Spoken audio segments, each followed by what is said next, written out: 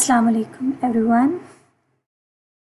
I hope you all are fine and doing well. हम लोग second year का chapter number 8 getting started with C language discuss कर रहे थे। इस चैप्टर का जो हमारा लास्ट इम्पॉर्टेंट टॉपिक है that is programming languages types.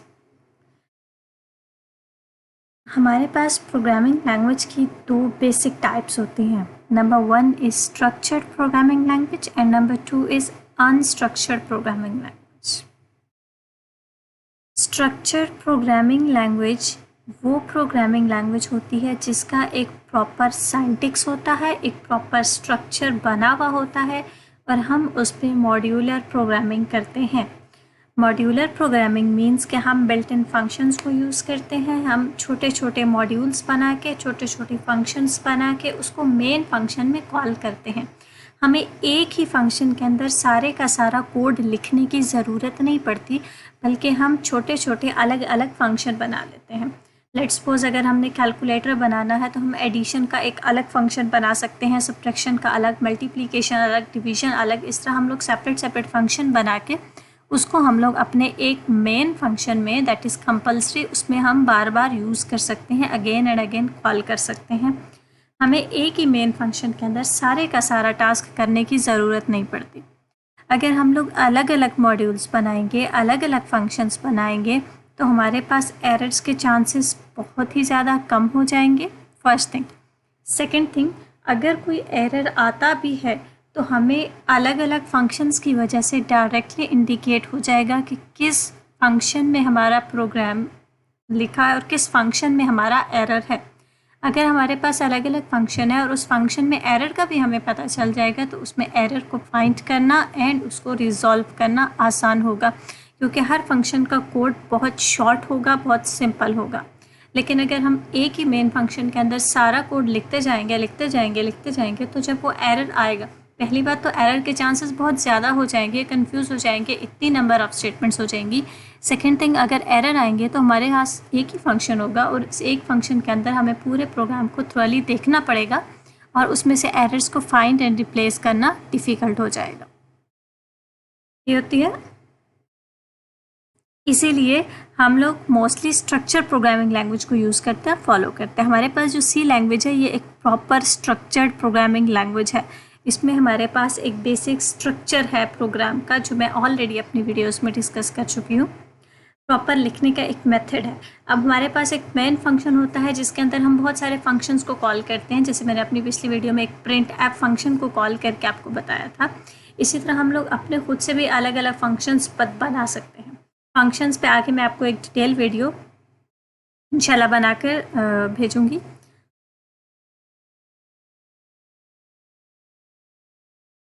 तो ये होता है structure programming language. Unstructured programming language वो प्रोग्रामिंग लैंग्वेज होती है जिसका कोई स्ट्रक्चर नहीं होता, जिसके अंदर कोई मॉड्यूल्स नहीं होते, जिसमें हम लोग एक ही मेन फंक्शन के अंदर सारे का सारा कोड लिख रहे होते हैं एक ही जगह पर, जिसमें हम लोग अलग अलग फंक्शंस बना के, अलग अलग मॉड्यूल्स बना के उसको रिकॉल या रीयूज़ नहीं कर रहे होते। हमारा सारे का सारा कोड एक ही जगह पे होता है। हमें सिंटैक्स भी खुद बताना पड़ता है, हमें लॉजिक भी खुद बतानी पड़ती है। अगर हमारे पास कोई एरर आ जाता है तो उस एरर को पहली बार फाइंड करना मुश्किल होता है, अगर फाइंड हो जाए तो रिजॉल्व करना मुश्किल हो जाता है, क्योंकि एक जगह पर चेंजेस करने से पूरे के पूरे कोड पर इफ़ेक्ट पड़ता है, क्योंकि सारे का सारा कोड एक ही फंक्शन के अंदर रिसाइड कर रहा होता है। अगर हमारे पास अलग अलग फंक्शंस होंगे, अलग अलग मॉड्यूल्स होंगे, छोटे छोटे मॉड्यूल्स होंगे, तो उसका स्मॉल कोड होगा जिसमें हम लोग एरर्स को इजीली रिजॉल्व कर सकते हैं और उस अलग मॉड्यूल होने की वजह से बाकी प्रोग्राम पर, बाकी फंक्शंस पर उसका कोई इफ़ेक्ट भी नहीं होगा। तो ये होती है structured and unstructured programming language. C language is a structured programming language. Important question है, पेपर में शॉर्ट क्वेश्चन में अक्सर आता है, शॉर्ट डेफिनेशन पूछी जा सकती है that what is the difference between structured and unstructured programming language. तो ये था हमारे चैप्टर नंबर 8 का last topic.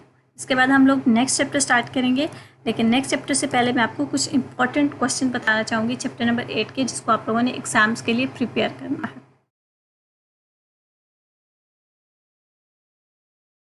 Class important questions बताने से पहले आप एक इम्पॉर्टेंट बात बताती चलूँ यूट्यूब पे मेरा चैनल सारा नॉलेज, आप सब इसको सब्सक्राइब भी कीजिएगा, लाइक भी, और बेल आइकन पर भी क्लिक कीजिएगा। आप यूट्यूब पे सर्च करेंगे सारा नॉलेज, नेम आपको स्क्रीन पे नज़र आ रहा है और लोगो भी साथ नज़र आ रहा है। अगर आप इसको डायरेक्टली सब्सक्राइब करके बेल आइकन पर क्लिक कर देंगे तो अगर आप लोग व्हाट्सएप पे या ग्रुप में कोई वीडियो मिस भी कर देते हैं तो आप लोग यूट्यूब पे डायरेक्टली उस वीडियो को बाद में भी सुन सकते हैं। आप जब चाहे इसको सर्च करके वीडियो सुन सकते हैं। और चैनल पे आपको सिर्फ कोर्स रिलेटेड वीडियोस नहीं मिलेंगी, एक्स्ट्रा प्रोग्राम्स भी मिलेंगे, अपने सॉफ्टवेयर को इंस्टॉल कैसे करना है, एरर्स को फाइंड कैसे करना है, एक्स्ट्रा आपको बहुत ज़्यादा इन्फॉर्मेटिव वीडियोस मिलेंगी। आप सब ने चैनल को सब्सक्राइब भी करना है, लाइक भी करना है और बेल आइकन पे भी क्लिक करना है। और अगर किसी भी वीडियो में कोई प्रॉब्लम आ रही हो, किसी वीडियो की समझ ना आ रही हो, तो उसी टाइम कमेंट करके भी आप मुझे बता सकते हैं। ओके, सो मैं आपको अभी कुछ इंपॉर्टेंट क्वेश्चंस बता सकती हूँ चैप्टर नंबर 8 के। चैप्टर नंबर 8 में सबसे पहला शॉर्ट क्वेश्चन जो पेपर में अक्सर आता है, what is program, what is programming language. And long का इंपॉर्टेंट क्वेश्चन है types of programming language. Second is characteristics of high level language and C language. Class आपकी बुक पे दो टॉपिक्स अलग अलग मेंशन है। कुछ एक टॉपिक है characteristics of high level language and second is characteristics of C language, but both are same. C language is also high level language, तो अगर आप हाई लेवल लैंग्वेज की कैरेक्टरिस्टिक्स लिखो या सी लैंग्वेज की कैरेक्टरिस्टिक्स लिखो, both are same, दोनों में कोई डिफरेंस नहीं है, आप दोनों में से कोई भी लिख सकते हो। अगर पेपर में हाई लेवल आता है या सी आता है तो आप सी की जगह हाई लेवल वाली भी लिख सकते हो, हाई लेवल लैंग्वेज में सी वाली कैरेक्टरिस्टिक्स भी लिख सकते हो। Next is difference between source code and object code, that is also very important question जो मैंने आपको काफ़ी अच्छे से एक्सप्लेन किया था अपनी लास्ट वीडियोज़ में।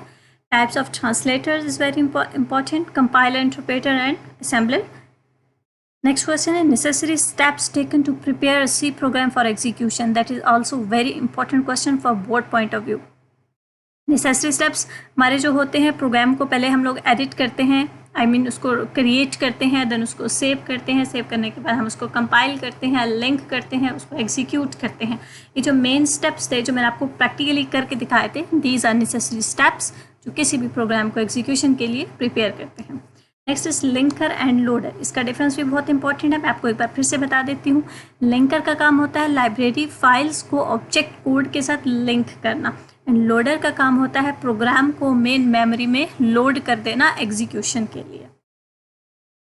Next is basic structure of C program. C program का बेसिक स्ट्रक्चर बहुत इंपॉर्टेंट क्वेश्चन है, बोर्ड के पॉइंट ऑफ व्यू से भी बहुत इंपॉर्टेंट है, पेपर में अक्सर आता है। और इस क्वेश्चन में आपको एक्सप्लेन करना पड़ता है प्री प्रोसेसर डायरेक्टिव क्या होता है, उसके बाद मेन फंक्शन क्या होता है और मेन की बॉडी क्या होती है। ये तीन मेन चीज़ें होती हैं जिसको आपको अच्छे से एक्सप्लेन करना होता है। Last is types of errors. Types of errors, logical error, run time error and syntax error, that is also very important question for long. ये हमारे पास इंपॉर्टेंट क्वेश्चन है। इसके अलावा एक और इंपॉर्टेंट क्वेश्चन भी है जो आज की वीडियो में एक्सप्लेन किया, स्ट्रक्चर एंड अनस्ट्रक्चर प्रोग्रामिंग, उसका डिफरेंस शॉर्ट में आता है, लॉन्ग में नहीं आता। तो क्लास ये थे हमारे important long questions and short questions. आपका चैप्टर नंबर 8 कंप्लीट हो गया। इंशाल्लाह नेक्स्ट वीडियो हम चैप्टर नंबर 9 स्टार्ट करेंगे। तो हमें याद रखिएगा। अल्लाह हाफिज़।